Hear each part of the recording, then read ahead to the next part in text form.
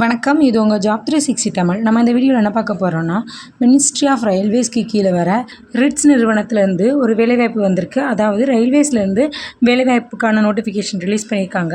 இதுக்கு யாரெல்லாம் அப்ளை பண்ணலான்னு பார்த்தோன்னா, ஐடி முடித்தவங்க, டிப்ளமோ முடித்தவங்க, டிகிரி முடித்தவங்க அப்படின்றது எல்லாருமே இதுக்கு அப்ளை பண்ணலாம். அது மட்டும் இல்லாமல் இதுக்கு எந்த எக்ஸாமும் கிடையாது, எக்ஸாம் ஃபீஸுமே நமக்கு கிடையாது. ஏன்னா பியூர்லி மெரிட் பேசிஸில் தான் செலக்ட் பண்ண போகிறாங்க. இதுக்கான ட்ரைனிங் கொடுப்பாங்க. ட்ரைனிங் சேலரியாகவே நமக்கு 14,000 கிட்டே இருக்கும். இப்போது இதுக்கு அப்ளை பண்ணுறதுக்கான லாஸ்ட் டேட் என்னென்னு பார்த்தோன்னா 25/12/2024 அப்ளை பண்ணிக்கலாம். இதுக்கு 38 மாவட்டங்களை சேர்ந்தவங்களுமே அப்ளை பண்ணிக்கலாம்.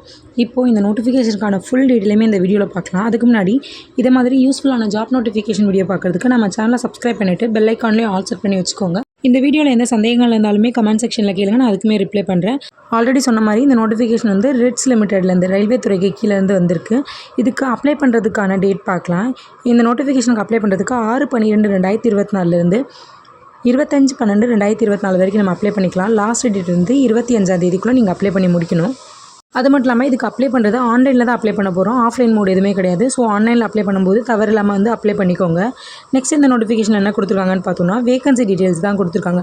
என்னென்ன வேகன்சி இருக்குது, அது என்னென்ன ஸ்ட்ரீமில் படித்தவங்களுக்கு என்னென்ன வேகன்சின்றது அப்படின்றத தெளிவாக மென்ஷன் பண்ணி கொடுத்துருக்காங்க. டோட்டலாக இதில் 223 வேகன்சி கொடுத்துருக்காங்க. இது கம்மியான வேகன்சின்றதை நினைக்காதீங்க. ஏன்னா ரயில்வேஸ்க்கு கீழே அடுத்தடுத்து நோட்டிஃபிகேஷன் வந்துக்கிட்டே இருக்குது. ஸோ இப்போ 223 வேகன்சி. அடுத்த நோட்டிஃபிகேஷன்லேயே எக்ஸ்ட்ரா வேகன்சி கொடுக்கலாம். அதையும் நீங்கள் தெரிஞ்சுக்கணுன்னா சேனலை சப்ஸ்கிரைப் பண்ணி வச்சுக்கோங்க. அதுக்குமே நான் வீடியோ மேக் பண்ணி போடுறேன். இப்போது கிராஜுவேட் அப்ரெண்டிஸில் டோட்டலாக 112 வேகன்சி கொடுத்துருக்காங்க. இதில் நமக்கு இன்ஜினியரிங் படித்தவங்களுக்கும் கொடுத்துருக்காங்க, நான் இன்ஜினியரிங் படித்தவங்களுக்கும் கொடுத்துருக்காங்க. நெக்ஸ்ட்டு டிப்ளமோவில் ஒரு 36 வேகன்சி கொடுத்துருக்காங்க. அதுக்கப்புறம் ட்ரேடு அப்ரெண்டிஸ் ஐடிஐ முடித்தவங்களுக்கு ஒரு 46 வேகன்சி கொடுத்துருக்காங்க. இதில் கிராஜுவேட் அப்ரெண்டிஸில் பார்த்தோன்னா, இன்ஜினியரிங் முடித்தவங்களுக்கு ஒரு 112 வேகன்சியும், நான் இன்ஜினியரிங்னால் நமக்கு டிகிரியில் வருவோம். BA, BBA, BCom, BSc, BCA அப்படின்ற டிகிரி முடித்தவங்களும் நீங்கள் அப்ளை பண்ணிக்கலாம். இது எல்லாமே ஃபுல் டைம் காலேஜ் போனவங்களுக்கு தான். இதுக்கு கரஸில் டிகிரி அல்லது இன்ஜினியரிங் முடித்தவங்க அப்ளை பண்ண முடியாது. ஸோ இதையுமே நோட்டிஃபிகேஷனில் தெளிவாக கொடுத்துட்டாங்க. ஒரு ஜாப்புக்கு நம்ம அப்ளை பண்ண போகிறோன்னா தெளிவாக நோட்டிஃபிகேஷனை ரீட் பண்ணி பார்த்துட்டு அப்புறமா அப்ளை பண்ணுங்கள். இந்த நோட்டிஃபிகேஷனுக்கான பிடிஎஃபையுமே நான் டிஸ்கிரிப்ஷன் பாக்ஸில் கொடுத்துட்றேன். அதையும் டவுன்லோட் பண்ணி ரீட் பண்ணி பார்த்துக்கோங்க. நெக்ஸ்ட் இப்போ இன்ஜினியரிங்கில் என்னென்ன ஸ்ட்ரீமில் படித்தவங்களுக்கு எவ்வளோ வேகன்சி அப்படின்றத டிவைட் பண்ணி கொடுத்துருக்காங்க. தெளிவாக ரீட் பண்ணிக்கோங்க. நான் இன்ஜினியரிங்க்குமே ஃபினான்ஸ், ஹெச்ஆர் அப்படின்ற தனித்தனி டிபார்ட்மெண்ட் கொடுத்துருக்காங்க. எக்ஸாம்பிளுக்கு டிப்ளமோவை பார்த்தோன்னா, டிப்ளமோவில் சிவில் இன்ஜினியரிங்க்கு டோட்டலாக 18 வேகன்சியும், எலக்ட்ரிக்கலுக்கு 8 வேகன்சி, மெக்கானிக்கலுக்கு 8 வேகன்சி, கெமிக்கலுக்குலாம் 2 வேகன்சி கொடுத்துருக்காங்க. அது ஒவ்வொரு கம்யூனிட்டிக்குமே தனித்தனி வேகன்சி கொடுத்துருக்காங்க. தெளிவாக ரீட் பண்ணிக்கோங்க.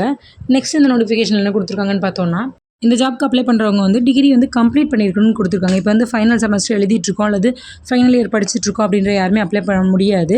நம்மளோட ரிசல்ட் 6/12/2024 நம்மளோட ஃபைனல் ரிசல்ட் அதுக்கான சர்டிஃபிகேட் நம்ம கையில் இருந்துச்சுன்னா மட்டும் தான் இதுக்கு அப்ளை பண்ண முடியும். ஃபைனல் இயர்ஸ் நாட் அலௌடு, அதாவது நாட் எலிஜிபிள் அப்படின்றத கொடுத்துருக்காங்க.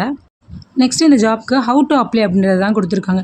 இந்த ஜாப்க்கு அப்ளை பண்ணுறதுக்கான அஃபிஷியல் வெப்சைட் பார்த்தோன்னா www.apprenticeshippindia.government.in இந்த வெப்சைட்டில் தான் நம்ம அப்ளை பண்ணணும் அப்படின்றத கொடுத்துருக்காங்க. நெக்ஸ்ட் இதுக்கு அப்ளை பண்ணுறதுக்கு முன்னாடி நம்மளோட எல்லா டாக்குமெண்ட்டையும் நம்ம ரெடி பண்ணி வச்சுக்கணும். ஏன்னா இதுக்கு அப்ளை பண்ணும்போது எல்லா டாக்குமெண்ட்டையும் ஒரே பிடிஎஃப்ல நம்ம கன்வெர்ட் பண்ணி இதுக்கு அப்லோட் பண்ணுற மாதிரி இருக்கும்.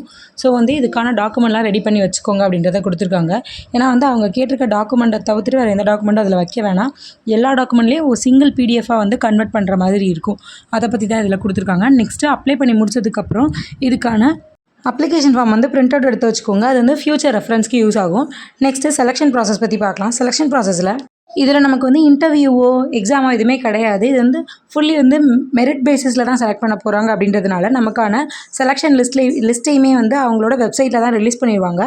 அதுக்கப்புறம் வெப்சைட்டில் ரிலீஸ் பண்ணதுக்கப்புறம் நம்ம வெரிஃபிகேஷன் டாக்குமெண்ட் வெரிஃபிகேஷன் போகும்போது நம்ம அனுப்பின சிங்கிள் பிடிஎஃபாக அனுப்பின எல்லா டாக்குமெண்ட்டோட ஒரிஜினலும் அங்கே கொண்டு போய் சப்மிட் பண்ணுற மாதிரி இருக்கும் அவங்கக்கிட்ட.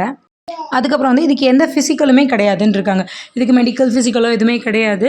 டாக்குமெண்ட் வெரிஃபிகேஷன், அதுக்கப்புறம் நமக்கான செலெக்ஷன் லிஸ்ட்டை ரிட்டனுமே அவங்களோட வெப்சைட்டில் ரிலீஸ் பண்ணிடுவாங்க.